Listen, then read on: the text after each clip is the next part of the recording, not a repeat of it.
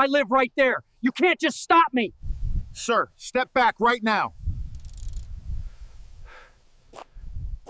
My name is Daniel Brooks, and I swear I am the last person on earth who ever wanted to get into a fight with an HOA.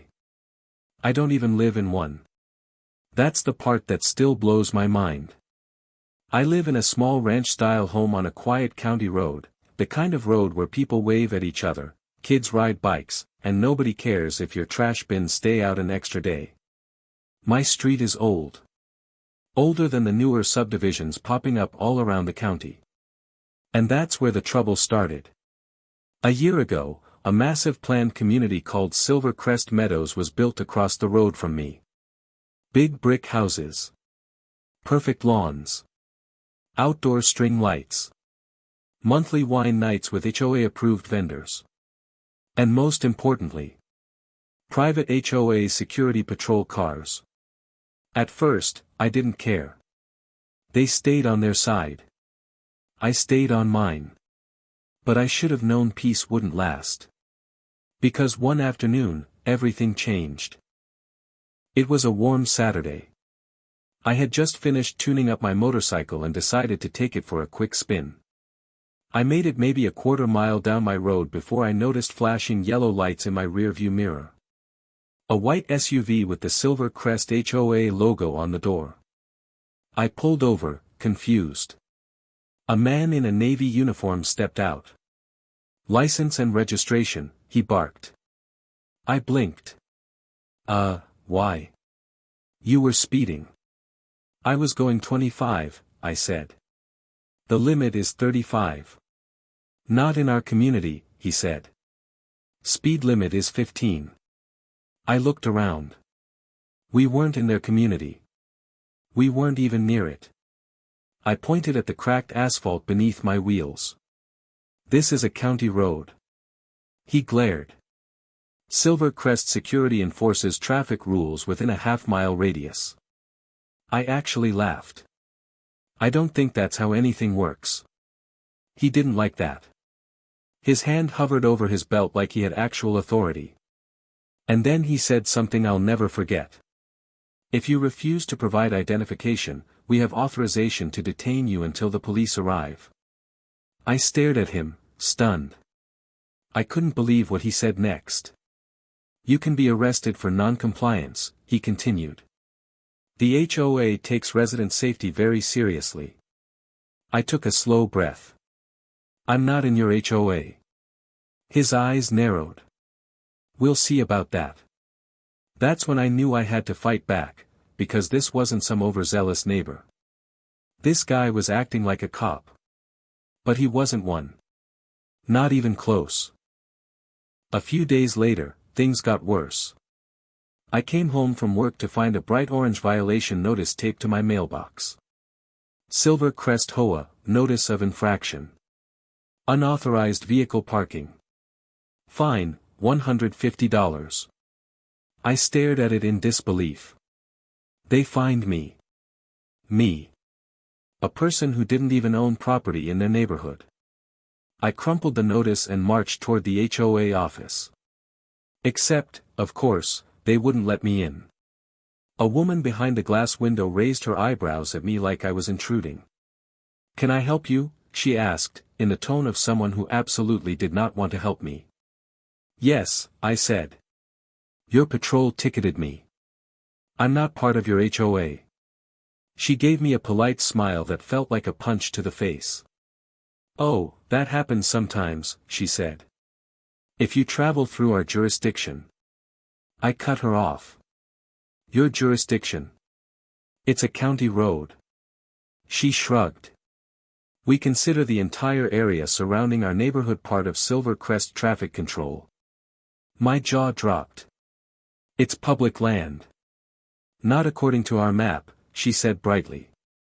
"Your map doesn't override the county's." Her smile tightened.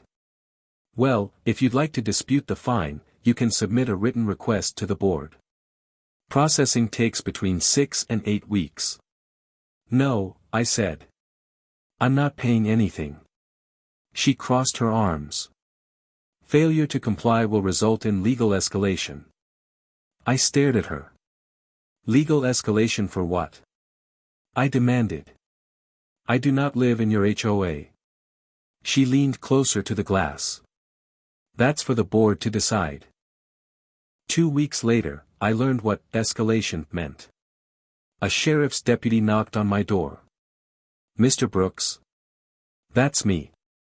You've been reported for threatening behavior toward an HOA officer. I almost choked. What? Who reported that? Silver Crest Security, he said, flipping open his notepad. Name, Carl Benson. The same wild-eyed guy who tried to pull me over. I felt my blood boil. He's lying, I said. I never threatened anyone. I don't even live in their neighborhood.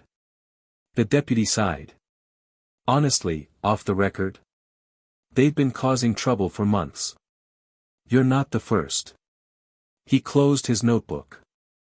Look, no charges. Just a report. But if they keep filing complaints, things get messy. You might want to talk to the county. And in that moment, I decided that's exactly what I'd do. The next morning, I walked into the county administration building and asked for a meeting with the director of community development, a guy named Harold Pitts. Harold listened to my entire story without interrupting. When I finished, he removed his glasses and rubbed his eyes. Oh boy, he muttered. Not them again. He clicked a few files open on his computer. Silver Crest's HOA has been trying to expand their enforcement zone beyond their boundaries, he said. They've been warned 3 times. I leaned forward. So what they're doing is illegal? Absolutely. Relief washed over me, until he scrolled further and frowned. Oh no. What now? I asked. He turned the screen toward me. Silver Crest HOA had filed a complaint claiming my road was part of their community buffer zone, meaning they believed they had secondary governance. It was nonsense. Completely fabricated. They're trying to annex us? I asked, stunned. Unofficially, yes, Harold said. But they didn't file it properly. He cracked his knuckles. So here's what we're going to do. And he drafted a cease and desist order that same afternoon. Not just any order. A county-issued, sheriff-enforced, legal shutdown of all HOA enforcement outside their borders. And then Harold smiled. Let me deliver it myself. 3 days later, Harold and 2 sheriff's deputies walked into the Silver Crest HOA office. I followed behind, staying quiet. The HOA president, a sour-faced woman named Marla Easton, stood at the front desk with Carl, the fake cop who tried to detain me, standing proudly beside her. Harold didn't waste time. Mrs. Easton, he said, your HOA has violated county regulations, attempted illegal enforcement, and falsified jurisdiction boundaries. Marla's eyes bulged. That's absurd. Harold held up a hand.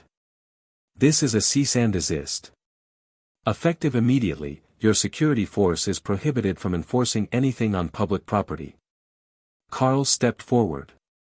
We're only doing our job. No, the deputy said calmly. You're impersonating law enforcement. Carl's face drained of color. Marla sputtered. We didn't impersonate anyone. We just directed traffic. On a county road, Harold said. Which you have no authority over. The deputy handed Carl a citation. A real one. For unlawful detainment, harassment, and impersonation of a public official. Carl's knees nearly buckled. Marla pointed a shaking finger at me. This is his fault. He's been antagonizing us. The deputy turned toward me. Sir, is there anything you'd like to add? I looked Marla dead in the eyes. Yes, I said. Stay off my road. Harold added one final blow. Silver Crest HOA will also be fined for illegal ticketing practices. And you will personally issue a written apology to Mr. Brooks. Marla turned white. Carl turned greener than a sick frog. And I felt something I hadn't felt in weeks. Relief. The apology letter arrived 2 days later. It was stiff, poorly formatted, and obviously written through gritted teeth. But the best part? The HOA board voted to fire Carl and restrict all future security patrols to within their actual gates. A month later, Marla lost re-election after residents complained that her power trips were costing the community money. As for me, life went back to normal. No more patrol cars following me. No more fake tickets. No more HOA threats. Just the quiet country road I always loved. If there's one thing I learned from all this, it's this. Bullies thrive on intimidation, until you shine a light on what they're doing. HOA power only works on people who believe the rules apply everywhere. But the truth? Your rights come from the law, not from someone's clipboard. Stand your ground. Know your boundaries. And if someone tries to overstep them, make sure they remember exactly who they're dealing with.